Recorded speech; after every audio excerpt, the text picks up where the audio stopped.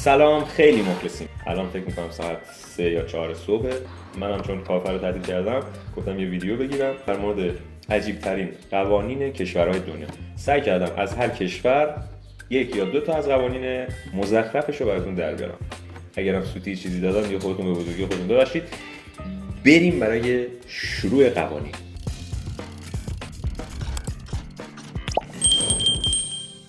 اولین کشوری که یک قانون مزخرف توش هست کشور انگلیسه، توی شهر وارینگتون اگه اشتباه نکنم. توی ایستگاه اتوبوس و راهن این شهر بوسیدن و بغل کردن ممنوعه.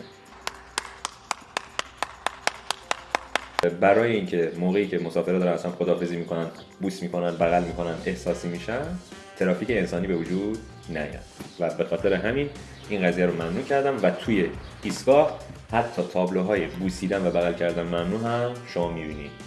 قانون بعدی قانون ازدواج با مردگان. سال 1952 به خاطر اینکه یکی از سدهای فرانسه یک انفجاری رخ میده، حالا یک حادثه‌ای بوده، خیلی‌ها میمیرن، چه زن چه مرد. یک آقایی که نامزدش رو از دست داده بوده به رئیس جمهور وقت فرانسه نامه میزنه اگه امکانش هست بذارید من با نامزدم که الان مرده ازدواج قانونی داشته باشم. از همونجا این قانون تصویب شد. قانون بعدی قانون کشور دانمارک. جالب، سخت و باور نکرده. اگه از زندان‌های دانمارک بتونید فرار کنید، شما آزادید و میتونید آزادانه زندگی کنید. اینم بهتون بگم دانمارک یکی از قوی ترین سیستم های امنیتی زندان ها رو داره.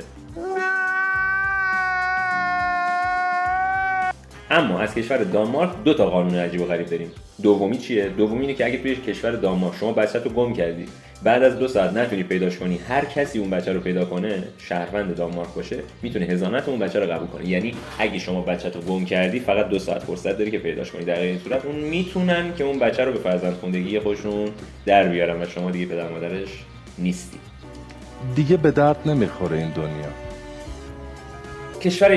کشور یونان 2 تا قانون خیلی عجیب داره. اولیش اینه که شما با کفش پاشنه‌دار یا کفش پاشنه بلند نمیتونید توی اماکن تاریخیش برید، به خاطر اینکه اونا میگن که با این کفش‌ها به آثار باستانی یا اماکن تاریخیشون صدمه میزنید. حالا ما تخت جمشید یارو نوشته اس قلب عاشقتم مینا.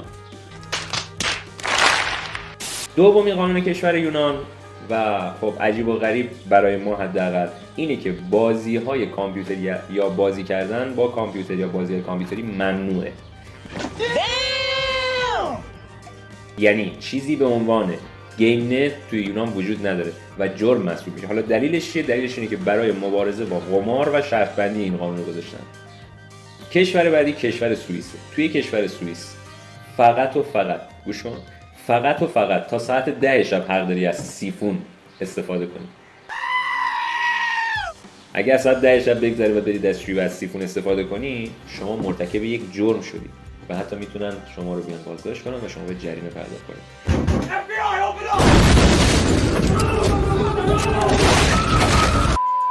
به نظرتون این قانون یکم عجیب نیست؟ چرا باید بعد ساعت 10 سیفون کشیدن غیر قانونی باشه؟ کشور بعدی کشور آلمانه. از کشور آلمان هم 2 قانون گذاشتن. اولیش اینه که شما توی اتوبان حق نداری بنزین تموم کنی.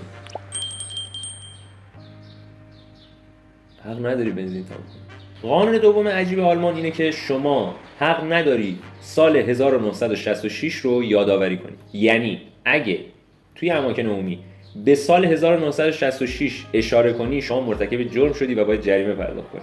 دلیلش اینه که آلمان ها تو سال 1966 به انگلستان توی جام جهانی باختن.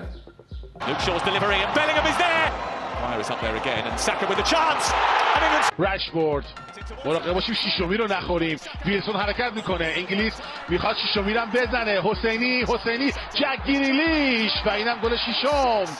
یکی از قانونایی که حداقل میتونم بهتون بگم عجیب هست اما به درد بخوره، قانون کشور چین. اونم چیه؟ از سال 2013 سر زدن به والدین و برطرف کردن نیازهای روحی و عاطفی والدین از طرف فرزندان اجباریه. یعنی شما اگه توی چین زندگی میکنی به پدر مادر باید سر بزنی. هر هفته نمیدونم حقیقتش چیه، ولی باید سر بزنی و اگه پدر مادر از فرزندان شکایت کنن میتونن اینا رو بندازن زندان. قانون بعدی قانونیه که توی کشور بنگلادشه و خیلی هم عجیب غریبه و فکر کنم اگه توی ایران میذاشتن از 80 میلیون 70 میلیون باید میرفتیم زندان. این بده.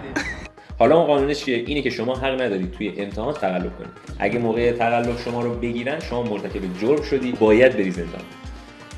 اگه توی ایران بود چند نفر زندانی میشدن؟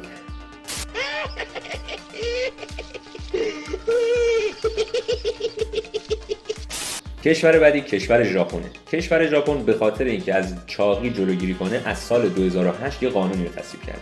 اونم اینه که دور کمر مردها و زنها بین 40 تا 74 باید باشه و هر ساله مراکز بهداشت توی کشور ژاپن دور کمر مردم اندازه میگیرن مبادا یک نفر از 74 بالاتر باشه. اون موقع مرتکب جرم شده و باید جریمه پرداخت کنه. این قانون هم قانون بدی نیست، ولی خب توپولا هم دل دارن دیگه. توپولا مهربونن، توپولا بامزن.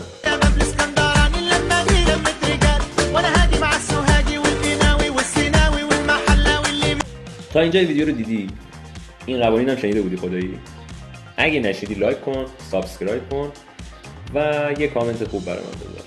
کشور بعدی کشور کانادا.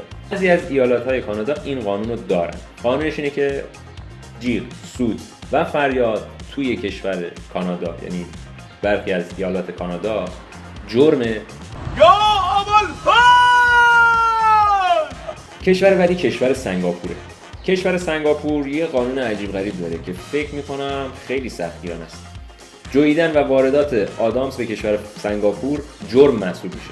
کشور سنگاپور از سال 1992 سالیانه 106 میلیون دلار برای تمیز کردن آدامس هایی که کف خیابونا چسبیده هزینه میکنن.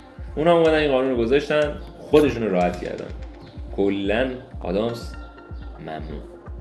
قانون عجیب بعدی توی کشور استرالیا. کشور استرالیا یه قانون خیلی عجیبه. شما روز یک شنبه از ساعت 12 ظهر به بعد حق نداری شلوار صورتی بپوشی. چرا باید شلوار صورتی بپوشی؟ چرا باید 12 ظهر شلوار صورتی بپوشی؟ اصلا چرا یک شنبه؟ توی کشور پنسیلوانیا یا ایالات پنسیلوانیا توی آمریکا تا زدن اسکناس ممنوعه. یعنی چی؟ یعنی اگه توی پنسیلوانیا تاکسی، هتل، سوپرمارکت، مراکز تفریحی یا هر چیز دیگه شما میری و اگه میخوای پولتو خرج کنی، اگه پولت تا خورده باشه، مغازه‌دار یا تاکسی میتونه ازت نگیره و در واقع اینم بگم نمیگیره، چون تا زدن اسکناس اونجا ممنوع. قانون آخر تو 2 تا کشور اجرا میشه، فیلیپین و واتیکان. توی فیلیپین و واتیکان، آخه این دوتا هم هیچ ربطی به هم نداره، مهم نیست. توی فیلیپین و واتیکان شما حق طلاق نداری. یعنی اصلا چجوری بهت بگم، چیزی به اسم طلاق وجود نداره. یعنی اونجا گرفتی، طلاق ممنوعه. Shut the fuck up.